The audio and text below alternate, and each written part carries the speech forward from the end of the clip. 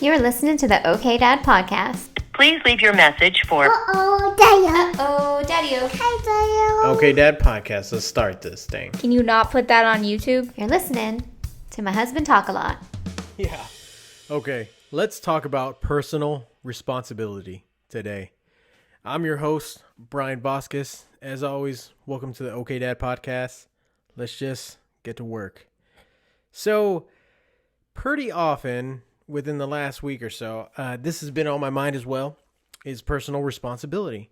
When do we take personal responsibility for any of our actions? Is it immediately after? Is it days, hours, minutes, weeks after we do something? If we're doing something, is it right? Is it wrong? This has just been on my mind lately, and I want to kind of dig into this and see what other people really think about personal responsibility. Because for me, if you do something, that's on you. That's on your actions. And depending on what it is that you do, or what it is that you've done, how do you come back and just take responsibility for that? Let's take it for something small. Like if you cut the grass, all right, cool. Like who cut the grass? Like I did. You're taking responsibility for that, right? Who accidentally broke something in their neighbor's yard because you went and dug a hole and it cut a pipe and it goes into your neighbor's yard? Like, who's responsible for that? The person digging? The person who said, hey, you can dig here? Is nobody responsible for that? Is there no responsibility anywhere for that? I think pretty often we look to try to blame somebody or something else, and we always try to point fingers. And to me, pointing fingers that they're trying to get the blame to somebody else, that solves no issues, one, and that really doesn't help anybody else either. Like if you're finding this personal responsibility hard to just own and say, hey, yeah, it was me, it's difficult to resolve anything after the fact, or it's difficult to repair, patch, replace, or even just keep on going with the person that you're having an issue with. So in this example that I have here, if somebody dug a hole in their own yard and they called that 311 number and said, hey, like I want to dig a hole. I'm building something, building a little turtle paradise patch here. I need to dig a hole. And 311 says, okay, yeah, we'll go out there. They go out there and say, yeah, you're good to dig here. Go ahead, Brian, dig. And I start digging and I hit a pipe and that pipe bursts and then it cuts off all water to my neighbor's yard. Am I responsible for that? Or is 311 responsible? Are we both responsible? Is no one responsible? So to me, when we get stuck in those kind of semantics or that little spot where it's difficult and we're just trying to say, well, like, whose fault is this? Or who's to blame? Or who's going to take responsibility for this? Who is? Like, who truly is? And to me, like that comes to bigger issues. One, we're not able to fix that water. Like, is anybody saying like, hey, let's stop this water right now and let's start working on it immediately? Or is anybody saying like, hey, don't worry about it. Let's work together. No matter whose fault it is, let's get it repaired right now. Or hey, you know what? Yeah, you're right. It is the person that said it's okay to dig. It's their fault. And at that point, when we do come to those outcomes, nothing really gets resolved at that point. Either both parties are angry at somebody else, one party's angry at the other, and nothing gets resolved. It takes a ton of time to get anything resolved. Communication breaks down between the two parties, 3 or more if there's more involved. And you kind of just lose sight of what you were trying to accomplish at the beginning of this. So in this little analogy here, that turtle paradise isn't getting built. They're not getting their little pond. Because, one, you weren't supposed to dig there. Now we're just trying to put blame. So at the end of the day for that, nobody's even trying to resolve the issue, first of all, or the new issue that arrived. And I see that a lot. Nobody wants to take personal responsibility for any of their actions lately. And I feel like it's not that big of a burden. It's not that bad the way people make it seem. Or we always kind of pass the buck onto somebody else. And, well, somebody told me that I could do this, so this was fine. And it's essentially their fault. saying that, hey, don't get mad at me for doing this. I was told to do this. No. We can take personal responsibility and say, hey, I messed up. I'm sorry. What can we do to actually repair this situation here? And that's not happening. That's not happening a lot lately, I see. And like I can see that in my children. Asher's 3. Asher does not like getting no for an answer right now. If he's trying to grab something and his mom tells him no, he tries again. And she says no. And then after that, he tries again. And she says no. And it comes to the point to where he's learning still. But when he goes back that fourth or fifth time, she asks him, hey, he actually just dropped a whole bunch of powder in our kitchen because it makes a quart and I use half of it and I put it in a giant jug. And then I leave the other half and I leave it there because I'm going to drink it later. Later, quote unquote. So it could be next day, 2 days. But I left it there. He got on a chair and he ended up pouring it out all over the place. And my wife goes and she tells him, get down. And he starts whining, getting upset. She's like, I'm going to get this for you, but you get down. You made a mess. And so he starts blowing up like, no, I'm upset. And she goes, hey, you're the one that made the mess, right? And he goes, yes. She's like, well, this is what happens. Like, you have to go sit down. I'm going to take care of this. I'll get you your water, your drink. And he goes and he sits down. And that doesn't happen. I've seen people get in car accidents, and when people get out, like, there's not a lot like, hey, are you okay? There's no apologies because right now lawsuits are hot for the past, I don't know how many decades. We can sue each other now and just make tons of money. So when something genuine happens like that, car accident, where it's genuinely an accident, nobody is trying to ram their vehicle into another vehicle intentionally. And if they are, go seek help. But nobody is doing these things intentionally. And now it's to the point in our society where we can't even apologize for something because we might get sued. So, like, what's up with that? That takes out the human in all of us. We can't even be a neighbor to somebody that is needing our help, medical attention or whatnot. And then also just like the lies that happen in car accidents as well too. Get in a car accident, hey, are you okay? Is like the question you can ask and be vague because you don't want to answer. And then even then, you don't even know how to answer because you don't know yourself if your insurance is going to help you or hurt you on that based off of your answers. And the police report comes out and that happens as well. And well, the police report says this and now you got to get medical bills. And it's like a whole crazy thing. And people are doing this. It's like a scheme almost. It's shaped in the shape of a pyramid for some reason. No, I'm just kidding. But what happens in these car accidents is they'll go to an attorney. The attorney will then say, yeah, you have a case here. Go start seeing these medical doctors. And then these doctors that work in tangent with the attorneys will give you treatment, quote unquote. You'll have this treatment that really doesn't help you if you are trying to actually get better. It doesn't help you with any of that. And after you go through the treatment, it bumps up your records, your medical records, and then you get your settlement payout. And now you have to pay back those medical bills. And the medical bills invoices were used in the actual lawsuit. And now that the lawsuit is over with and you got your full settlement and you have to pay back those medical bills. But sometimes they're over a certain margin. So that's why your settlement was so large. And now you don't have anything left in your settlement because you have to pay all your medical expenses back. But since those medical places talk or are being used so often with the attorney's office, they now get discounted to get a better rate. And now, once you pay that better rate, you now have your leftover money from a settlement. So now you have a big chunk of change from a settlement from a car accident where, and this doesn't happen all the time, but it's definitely more prevalent than ever since we have this call 1-800 blah blah blah, the Texas ruler, or whatever it is that's coming out, right? And I know what it is, I just don't want to get sued. But whatever comes out, like that's how much money you have. So in accidents too, like where is that personal responsibility? Like, do we not have any more values to where that happens and we're just genuinely like, hey, I'm fine, you're fine, let's move on about our ways.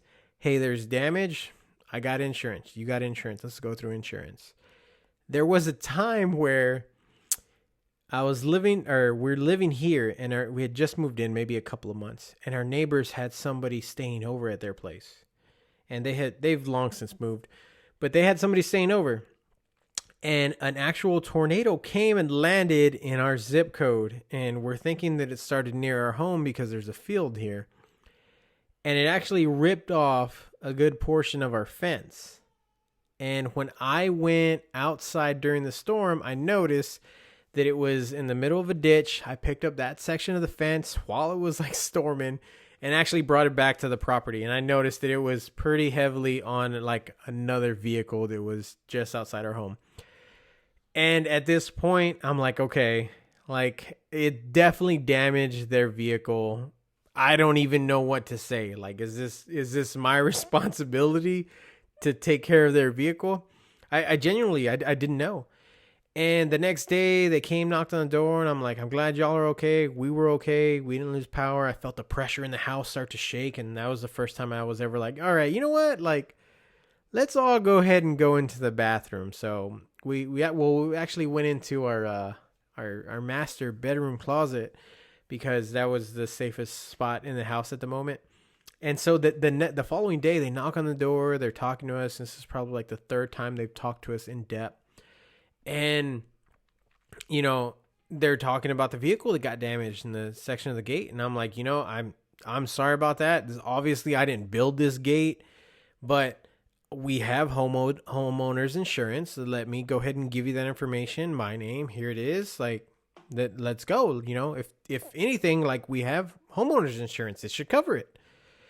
And it turns out a few weeks later, homeowners insurance does not cover that. And my neighbor had actually given his friend my cell phone number. So because of that, they were now messaging me about it.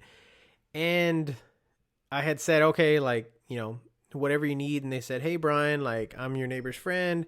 It was the vehicle that got damaged. Is there anything you can do? They're telling me that she's out of town right now. And so I was like, yeah, sure. Let me message them back. And I messaged on his behalf, like, hey, it's my homeowner's policy. There was like a tornado or something that touched down, nothing crazy, but it touched down. That's what messed up the fence.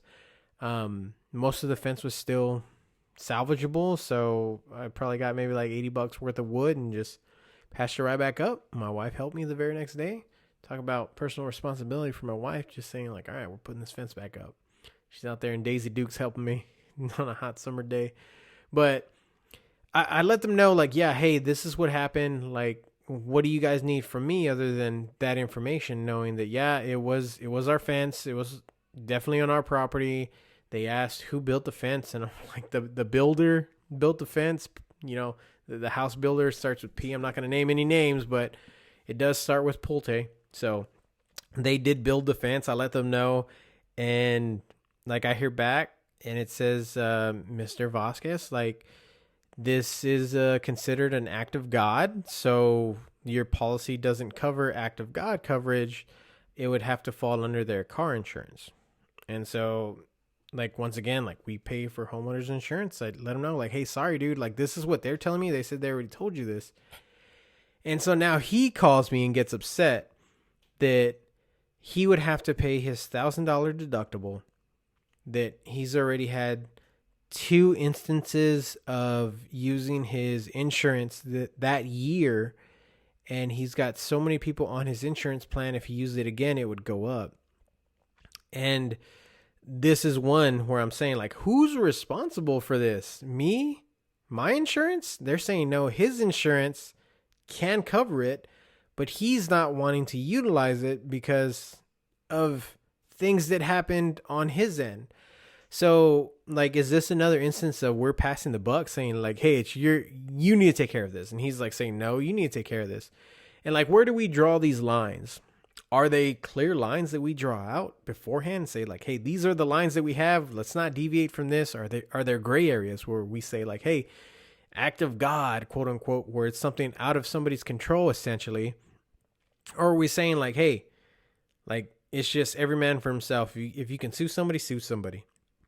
Because right now what I'm seeing is there's not a lot of that. There's not a lot of like people taking personal responsibility for their actions.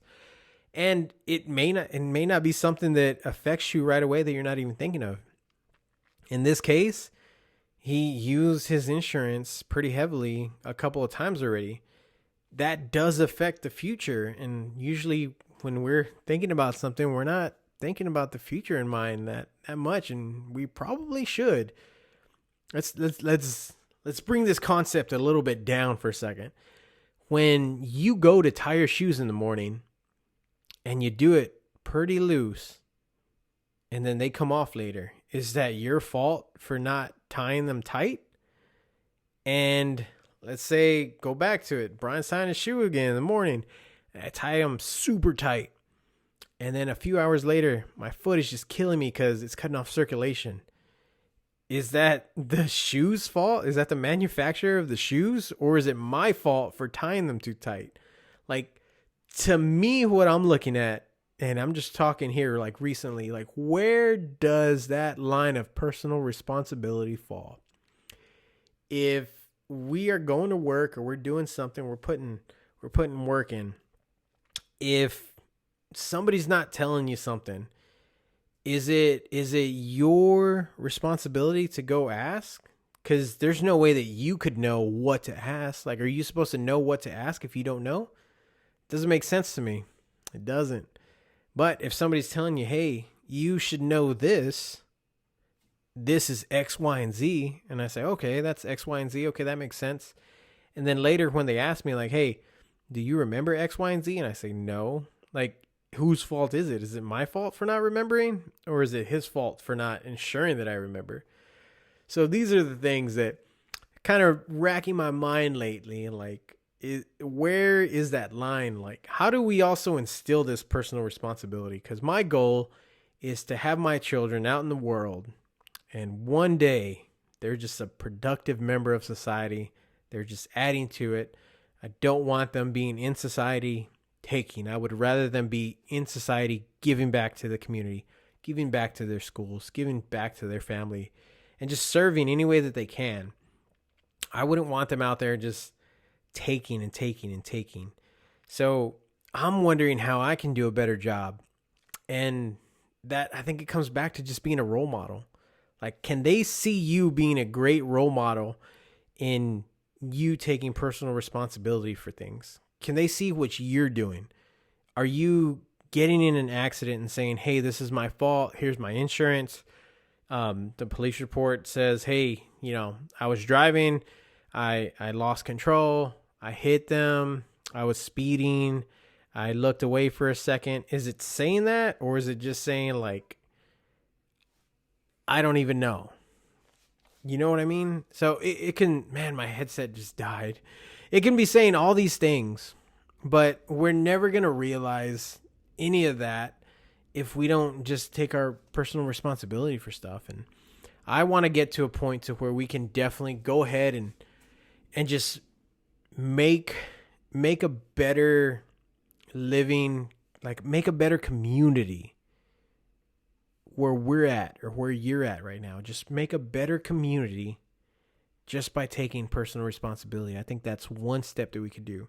And there's a whole number of other things that we can do as well too. But I think one thing that we could add to it to stack to those cards is going to be taking personal responsibility. And other things that I do want to talk about is relationships are difficult. And I'm not talking about a relationship of the romantic kind or the sexual kind. I'm talking about day-to-day relationships, friendships, and I do want to cover that on one of my next podcasts. So be on the lookout for that. I do have a couple of guests still lined up. I'm just working 5 days out of the week. I always take one day off, so it leaves me one day open. So as long as I can book that date, I'll have guests on that date and those episodes will be out.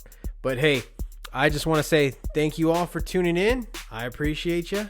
This is the OK Dad signing off. There you go. He's really big and he's strong. And he's really mine. I'm all yours. And I'm so Scott.